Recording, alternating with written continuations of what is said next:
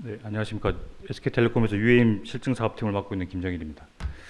오늘 제가 말씀드릴 부분은 그 UAM 산업의 주요 동향과 그다음에 SK텔레콤이 어떻게 지금 UAM 사업을 준비를 하고 있는지에 대해서 간단하게 말씀드릴 텐데요. 뭐 물론 이제 SK텔레콤 중심으로 지금 그 UAM 사업을 어떻게 준비하고 있는지에 대한 말씀을 드리는 거지만 그 특히 운항사 관점에서 UAM 운항사 관점에서 민간 사업자가 어떤 식으로 지금 그 어떤 것들을 좀 준비하고 있는지에 대한 부분을 좀 염두에 두고 이제 들으시면 좋을 것 같습니다.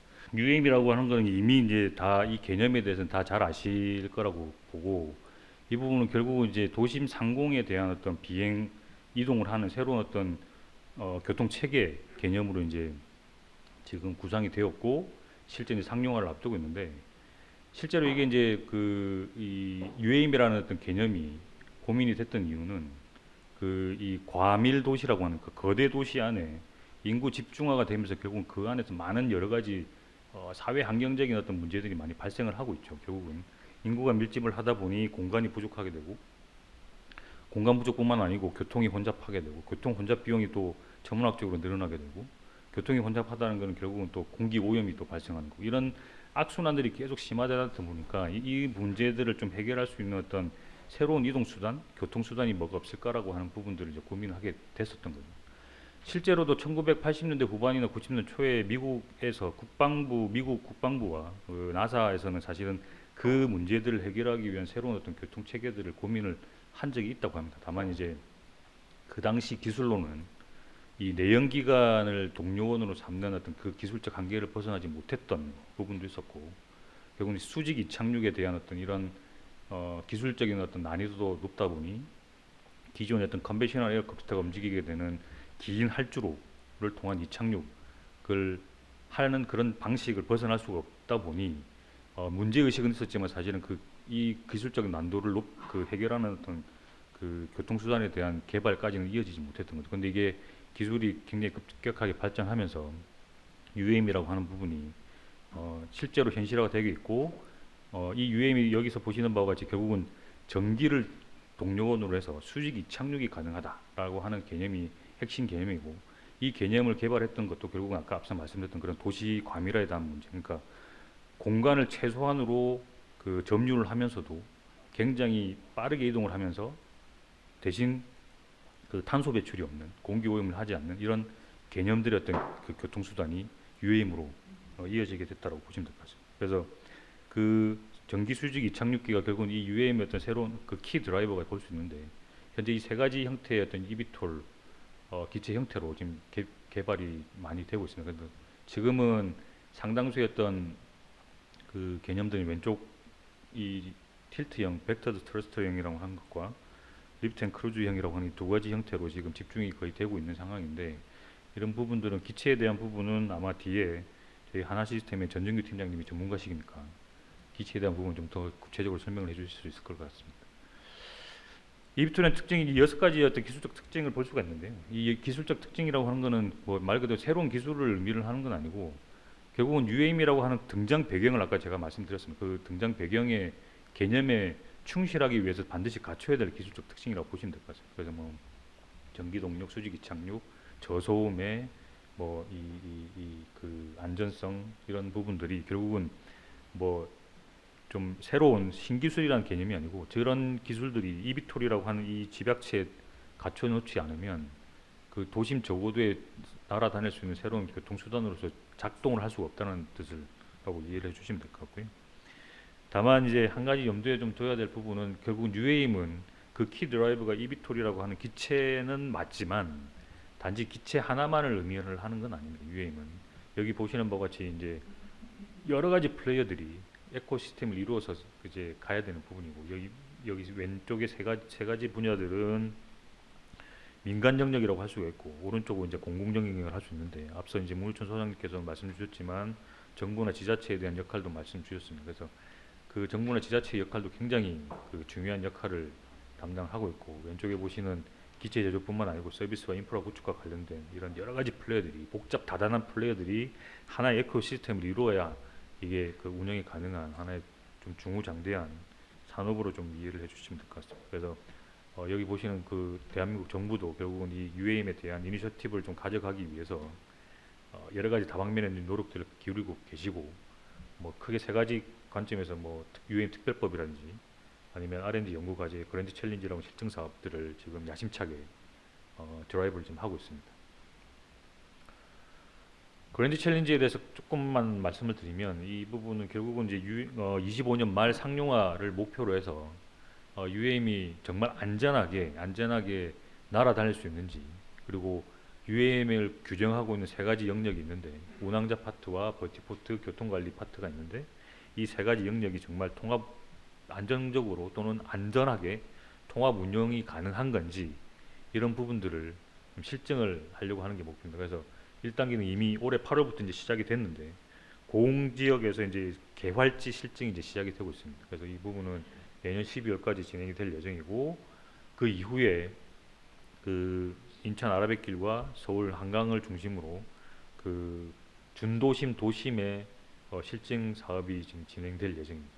저희는 이제 여기 SK텔레콤은 여기 보시는 바와 같이 한국공항공사와 하나시스템 그리고 조비 에비에이션 팀의 모빌리티 등과 저희가 컨소시엄을 이루어서 이 그랜드 챌린지를 수행을 할 예정이고요. 특히 이제 저희 SK텔레콤은 조비 에비에이션과 함께 항공기 운항자 파트의 주관사 역할을 해서 실증 사업을 진행을 할 예정입니다. 뭐 주요 그 그랜드 챌린지 참여하고 있는 주요 컨소시엄 동향을 보시면 될 것 같고요. 그랜드 챌린지에서 말씀드리긴 했는데, 저희는 이제 기체 운항 파트의 주관사 역할뿐만 아니고 팀앤 모빌리티, 저희 관계사인 팀앤 모빌리티와 함께 이제 뭐 일단 그 고흥 지역이나 GC 2단계의 실증 사업에서는 아주 기초적인 개념의 마스 플랫폼 연계 서비스도 저희가 시연을 할 예정이고요. 지금 고흥 지역에는 5G 상공통신망을 저희 SK텔레콤이 지금 망을 구축해 놓은 상태입니다. 그래서 지금 기존에 3.8GHz의 5G를 활용한 그 상공망을 기축으로 구축했고, 고흥 지역에서 이제 실증에 참여하시는 모든 기관 또는 기업들이 제한 없이 저 상공통신망을 활용해서 좀 실증을 하실 수 있도록 지금 준비를 해놓은 상태입니다. 사업 글로벌리 이제 주요 선진국도 UAM에 대한 이니셔티브 경쟁들이 지금 활발하게 지금 적극적으로 진행되고 있고, 특히 뭐 미국과 유럽 지역에서의 어떤 경쟁이 지금 굉장히 빠르게 지금 이루어지고 있는데요. 그 주요 도시별로 지금 상용화 계획들 또는 시범 사업 계획들이 지금 잡혀져 있습니다. 가장 빠르게는 아마 내년 프랑스 파리 올림픽 때 볼로콥터 기체를 활용한 시범 사업이 좀 볼 수가 있을 것 같고요. 25년도에는 일본 오사카 엑스포에서도 아마 시범 사업이 좀 진행될 것 같습니다. 그렇다면 이제 SK텔레콤의 UAM은 지금 어떻게 지금 사업을 준비를 하고 있는지에 대해서 말씀드리겠습니다. SK텔레콤은 여기 왼쪽에 보시는 바와 같이 SK텔레콤은 그 이동통신 회사입니다. 다 잘 아시다시피 이동통신 회사고, 왼쪽에 그레이 박스로 된 부분이 지금 현재 시점에서의 SK텔레콤의 주력 사업 코어 비즈라고 보시면 됩니다. 근데 오른 여기 이 까만색으로 좀 진하게 칠되어 있는 커넥티드 인텔리전스라고 하는 부분은 저희 이제 신성장 동력 사업 영역으로 저희 SK텔레콤이 지칭하고 있는 용어인데, 결국은 그 사람과 사물을 뛰어넘는 어떤 초연결 서비스를 통해서 새로운 어떤 인텔리전스 서비스를 제공하겠다라고 하는 좀 개념으로 이해해 주시면 될 것 같고, 저 사업 안에는 UAM이나 자율주행 또는 로봇 사업 등이 이제 포괄되어 있습니다. 그 중에서도 UAM에 대해서 저희가 이제 주력 사업으로 새로운 신규 사업의 주력 사업으로 저희가 포지셔닝을 해서 전사의 좀 그 가장 그 모든 기술적인 에셋들을 지금 좀 직결시키면서 지금 UAM 사업을 준비 중인데요. 여기서 한 가지 말씀드릴 거는 그 SK텔레콤이 UAM 사업을 진행하는 데서 사실은 어떤 통신 서비스를 제공하려고 하는 목적이 아닙니다. 통신 서비스도 당연히 뭐 제공을 해드리겠지만, 통신 서비스 제공 사업자로서 UAM 사업을 참여를 하는 것이 아니고, SK텔레콤은 아까 실증 사업자도 말씀드렸지만 UAM의 운항 사업자, 그러니까 뭐 에어라인 서비스를 제공해주는 UAM의 그 사업을 지금 주력 사업으로 지금 삼고 사업을 준비 중에 있습니다. 물론 이제 저희가 뭐 뒤에서 말씀드리겠지만 그 한국공항공사나 하나시스템 저희 컨소시엄 멤버들과 함께 통합 서비스 오퍼레이터로서의 어떤 부분도 같이 좀 염두에 두고 있는데, 일단은 SK텔레콤은 그 운항사, UAM의 운항사에 지금 먼저 집중을 하고 있다라고 보시면 될 것 같습니다. 그래서 말씀드렸듯이 SK텔레콤의 어떤 기술적 에셋들이 지금 총 직결되고 있는데, 어떤 세계 최고의 어떤 UAM 기체 확보라든지 상공망, 그다음에 통합 마스 플랫폼, 그다음에 AI 기반 수요 예측 모델이라든지 뭐 운항 관리, 교통 관리 시스템과 같은 전범위 운영 시스템까지도 제가 자체 개발을 해서 좀 준비 중에 있습니다. 뒤에서 좀 자세히 말씀드리겠습니다. 그래서 SK텔레콤이 이미 2019년에 그 UAM을 하나였던 이때 2019년은 UAM이라는 용어가 없었고 초창기 좀 처음 생겨나기 시작했고 이때는 아마 플라잉카라고 하는 용어가 더 일반적으로 익숙했던 시절이었는데 이때부터 이미 그 신사업으로 저희가 검토를 시작을 했었고 20년 UTK의 창립 멤버로 참여한 이후에 그 뒤에서 자세하게 말씀드리는 국내외 유력 파트너사들과 함께 사업들을 지금 준비 중에 있습니다. 우선 그 조비 에비에이션과의 파트너십을 좀 말씀을 드리면 뭐 다 잘 아시겠지만 이 조비 에비에이션은 이 보시는 바와 같이 여기 지금 우리 하나의 오버웨어는 좀 빠져 있는데 하나 오버웨어 포함해서 여기 보시는 이 업체들이 사실은 그 이비톨 기체 제작 업체 그 글로벌리 선두 업체들이라고 보시면 됩니다. 그래서 가장 기술력이 높은 오버웨어도 포함해서 빠르게 이제 진행을 하고 이제 준비를 하고 있는데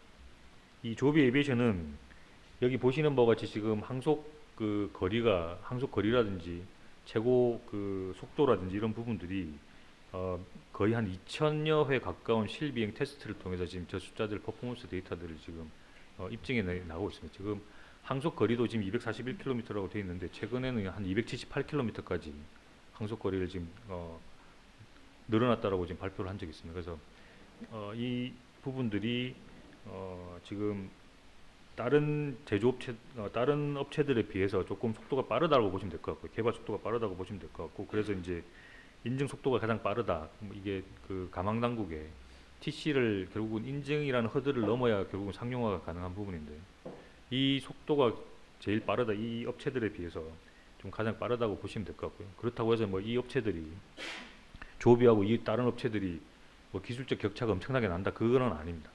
다들 이제 기술적인 뭐 수준들은 비슷비슷한데 누가 먼저 더 빨리 그리고 더 이제 좀 속도를 내고 있느냐에 대한 차이일 뿐이고요.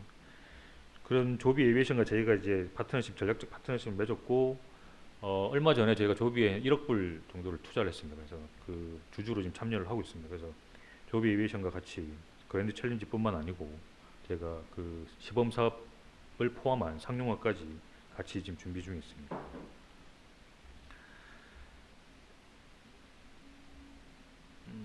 이 부분은 소음과 관련된 동영상인데 이 부분 동영상은 좀 스킵을 하겠습니다. 다만 좀 설명을 드리면 아까 6가지 어떤 기술적 특징에 대해서 말씀드렸는데 그 중에서 저소음에 대한 부분이 물론 다른 기술적 특징도 중요한데 소음에 대한 부분도 굉장히 좀 중요한 부분이긴 합니다. 이 부분이 결국은 도심 저고도를 이제 비행을 할 기체들인데 만약에 제가 이제 뭐 살고 있는 동네 이 UAM 기체가 날아다니는데 거기에 뭐 지금 비행기나 헬리콥터 같은 소음들이 막 발생하면서 날아다니고 있으면 저는 바로 이제 뭐 어디 찾아가겠죠. 찾아가서 저 날리면 다시 한 번부터 날리면 알아서 해라 뭐 이렇게 민원들이 발생하겠죠. 그러니까 날아다니지 못하겠죠. 그러니까 그 소음에 대한 부분들도 굉장히 이제 이 기체 앞서 보셨던 기체 제조사들이 굉장히 신경 쓰고 있는 기술적인 부분입니다. 그래서 실제로 이제 뭐 소음 수준을 보면 100m 상공 이착륙해서 100m 상공에서는 한 55dB에서 65dB 정도가 측정이 된다고 하고 있고 상공 500m에서는 한 45dB까지 실제로도 제가 이제 조비 에비에이션 저 기체에 저기 샌프란시스코 가서 실 비행 테스트를 할 때 참관을 해보긴 했는데 한 500m 고도에서 이 순항을 할 때는 사실은 소리로 저 기체를 찾아내기는 힘듭니다. 사실 어디에 있는지 위치를 확인하기 힘듭니다. 소리가 거의 안 날 정도로. 근데 이제 헬기 같은 경우는 이착륙할 때 거의 한 93, 95dB까지 나고 고도를 한 400, 500m 올려도 한 85dB까지 뭐 이렇게 들린다고 하는데 지금 45dB, 55dB라는 숫자에 대한 체감이 조금 좀 안 되실 수 있는데 45dB, 55dB이면 지금 이런 밀폐된 실내에서 좀 대화하는 수준의 어떤 소음 수준이라고 보시면 됩니다. 그래서 거의 생활하는데 뭐 이슈가 될 만한 수준은 아닌데 다만 이 소음도 결국은 한 대가 뜨고 내릴 때 그리고 순항할 때의 소음 수준이지 여러 대의 기체가 한꺼번에 날아다니거나 여러 대의 기체가 뭐 어떤 집중된 그 버티포트에서 이착륙을 할 때 그런 소음이 저감된다는 얘기는 아닙니다. 이런 부분들은 조금 더 연구를 해야 될 부분이고, 얼마만큼의 소음 수준을 나타내는지, 얼마만큼의 그게 그 사람들의 심리에 거슬리는지에 대한 부분들은 여전히 좀 연구를 해야 될 부분이라고 보시면 될 것 같습니다. 그 국내에서는 뭐 제가 말씀드렸지만 한화시스템, 한국공항공사, 그 팀의 모빌리티 등과 함께 저희 KUM 드림팀이라고 하는 컨소시엄을 구성해서 여러 가지 실증 사업이나 국책과제, 그다음에 지역 시범 사업까지 다 같이 움직이면서 지금 준비를 하고 있고요. 지자체 같은 경우도 저희가 유력 지자체와 지금 현재 사업을 준비 중에 있습니다. 특히 저희가 이제 저희 컨소시엄 기준으로 말씀드리면 제주하고 처음 이제 MOU를 체결해서 지금 현재 제주형 관광 UAM 사업을 지금 준비 중에 있습니다. 그리고 대구와도 MOU를 체결했고, 대구는 아마도 공공형 서비스 형태로 서비스를 아마 준비가 될 것 같습니다. 그리고 경남하고도 MOU를 체결해서 경남의 남해안 관광벨트 사업을 아직은 뭐 구체적인 뭐 사업 계획을 진행 중인 건 아니지만 남해안 관광벨트에 UM을 도입하는 걸 목표로 해서 지금 경남하고 논의를 중에 있고요. 그 외에 주요 지자체들하고도 지금 뭐 MOU 체결 또는 어떤 실무 협의들을 계속하고 있습니다. 여기서 잠깐 좀 드리고 싶은 부분은 그 UAM이라고 하는 부분이 뭐 국토부의 기술 로드맵에도 나와 있고 하지만 상용화 초기에 사실은 수익을 낼 수 있는 사업은 아닙니다. 이 부분이 지금 뭐 국토부에서도 2035년이 되어야 비로소 뭐 BEP가 맞춰진다라고 지금 예측을 할 정도로 사실은 이 사업을 준비하는 민간 사업자 입장에서는 굉장히 좀 수익에 대한 부담이 굉장히 큰 사업이긴 합니다. 그래서 현재 국토부하고는 초기에 그 적자를 얼마만큼 최소화시킬 거냐, 또는 민간 사업자의 어떤 그런 서스테이너블한 그 오퍼레이션을 보장을 해주기 위한 방법들이 뭐냐에 대한 부분들을 현재 좀 활발하게 좀 논의를 하고 있고요. 그 중에서도 뭐 공공 서비스에 대한 공공형 UAM에 대한 부분을 좀 적극적으로 건의를 드리고 있고, 공공형에 대한 부분이 먼저 마중물이 되어야 저희가 이제 좀 사업에 진행을 하는데 좀 도움이 될 거라고 지금 판단들을 하고 있습니다. 그래서 뭐 공공형 같은 경우는 PSO 관점, 그러니까 뭐 퍼블릭 서비스 오블리게이션이라고 표현하고 있는 그런 PSO라든지 아니면 뭐 다른 공공기관, 공공기업, 특히 대구 경북 지역 같은 경우는 이제 한국도로공사와 같이 그 공공형 서비스를 준비를 하고 있는데, 그런 공공기관의 수요 중심으로 그런 그 초기에 어떤 수익성을 보존해 줄 수 있는 방법들을 지금 지자체, 국토부, 공공기관 등과 같이 좀 논의를 하고 있다라고 보시면 될 것 같습니다. 그다음에 기술적인 부분들에 대해서 좀 말씀을 드리면 운항관리 시스템을 지금 SKT가 자체적으로 개발을 하고 있는 상황입니다. 그 운항관리 시스템은 운항사로서 결국은 뭐 필요한 기본적인 시스템이긴 한데, 이 부분을 저희가 뭐 기존의 뭐 어떤 에어라인사들이 가지고 있는 기존 기성 제품들을 그 갖다 쓰지 않고 자체 개발하는 이유는 그 UM이라고 하는 게 뭐 조금 다르죠. 운항 이 절차라든지 뭐 운항 체계라든지 이런 게 좀 다릅니다. 왜냐하면 뭐 계속 누누이 말씀드리지만 도심 저고도를 굉장히 빠른 속도로 날아다니는 그 기체에 대한 관리 부분이라서, 운항 관리라서 이게 뭐 언제 어떤 식으로 이상 변수들이 발생할 수가 있습니다. 그래서 그 부분들 실시간으로 감지를 하거나 아니면 좀 더 적극적으로 나간다고 하면 미리 감지를 해서 예측을 해서 그 기장이나 이런 쪽에 얼러트를 주고 대체 경로를 좀 확보를 하고 회피를 하고 뭐 이런 부분들에 대한 부분들이 좀 더 보강이 돼야 되는 기능들이기 때문에 그런 부분들을 감안해서 저희가 지금 그 서비스를 시스템 만들고 있고요. 관련된 부분을 좀 개념적으로 좀 동영상을 좀 시청해 보시겠습니다. 미래 도심의 하늘길을 열어줄 도심항공 모빌리티. SK텔레콤이 통합 UAM 서비스를 위한 핵심 기술들을 제공합니다.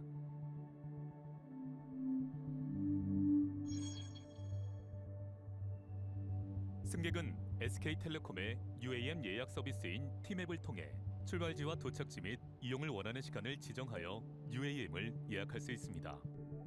승객의 예약 정보는 운항관리 시스템으로 전송됩니다.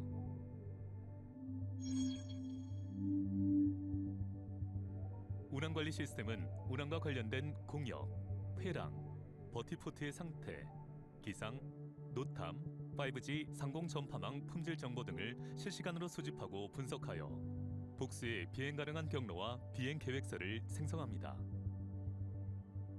4DT 경로 추천 기술과 사전 안정성 검증을 통해 안전하고 빠른 경로를 자동으로 선정하고 경로 지점별 정확한 도착 시간을 예측하여 비행 정시성을 제공합니다. 운항관리 시스템은 수립한 비행 계획서를 교통관리 시스템에 제출하고 변경 및 요청 사항은 자동으로 수정되어 최종 승인을 받습니다. 최종 승인된 비행 계획 및 일정은 기장에게 전송되고 기장은 수신된 비행 계획을 확인합니다. UAM을 예약한 승객 역시 티맵 예약 서비스를 통해 비행 일정을 확인하고 예약된 탑승장에서 UAM에 탑승합니다.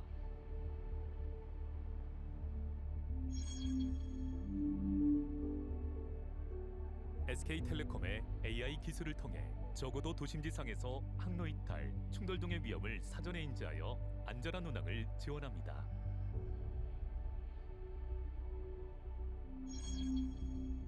운항관리 시스템은 운항 중 항로 이탈 모니터링 알고리즘을 통해 UAM이 계획된 항로를 이탈하거나 시간이 지연되는 문제점이 발생할 시 조기에 파악하여 알림을 제공하고 실시간 경로 재설정 알고리즘을 통해 노탐, 기상 악화, 충돌 발생 등의 상황을 예상하여 현재 설정된 항로 유지가 불가한 경우 이를 회피하는 대체 경로를 제공합니다.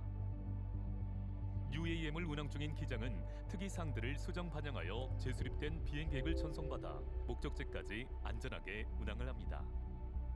운항 후 사후 분석을 통해 다음 비행 계획에 반영하면서 더욱더 안전하고 정교한 운항으로 발전됩니다.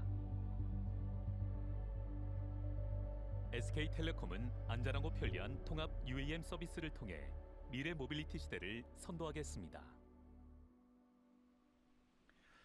네, 다음으로는 SKT가 이제 상공망 기술을 좀 준비를 하고 있는데요. 이 부분은 이제 지금 국토부에서도 그 대한민국의 UAM의 차별화 포인트로 지금 이 이동통신 서비스를 이 UAM의 통신 체계에 접목하는 부분을 지금 염두에 두고 있습니다. 다만 그런 것들을 지금 염두에 두고 저희 SK텔레콤도 상공망에 대한 기술들을 선행적으로 좀 검토를 하고 있긴 하는데 여기서는 좀 현실적인 문제들은 좀 있습니다. 왜냐하면 기존의 5G 주파수를 가지고 이 상공망에 적용을 해보려고 했던 부분에 대해서는 이제 그 지상망과의 어떤 간섭 문제 때문에 적용하기는 좀 힘들 것 같다라는 판단을 좀 이미 좀 내리고 있습니다. 그리고 이 부분은 좀 사실은 기술적인 문제라기보다는 사업적인 문제이긴 한데 이 상공망이라고 하는 부분이 단순하게 어떤 이동통신을 이렇게 틸팅을 하고 하는 부분의 문제가 아니고 이 상공망을 구축의 주체가 누가 될 것이며 사업 방식을 어떻게 할 거냐에 대한 사업자 관점에서의 문제들이 많이 발생할 수 있습니다. 이거를 어떤 운항의 어떤 UAM 항공의 통신 체계로 이 상공망을 깔아야 된다고 하면 까는 투자가 사실은 천문학적으로 들 수밖에 없습니다. 이거는 이동통신 민간 사업자들이 감당할 수 있는 수준은 아니고 또 더더욱이나 이 부분은 안전 항행 시설에 포함될 수가 있기 때문에 민간에서 어떤 구축을 한다거나 민간에서 운영을 하는 것은 사실은 현실적으로 좀 부담이 크거나 현실적으로 불가하다고 지금 판단을 하고 있습니다. 그래서 저희는 국토부나 과기정통부에 지금 건의를 하고 있는 부분은 이 부분에 대한 어떤 운영 구축 주체도 정부 또는 공공기관이 되어야 되고 별도 주파수를 배정을 해야 된다. 지금의 어떤 5G 주파수를 활용을 해서는 안 되고 별도 주파수를 제공해야 되고 정부나 공공기관에서 구축 주체와 운영 주체가 돼야 된다고 지금 계속 얘기를 하고 있습니다.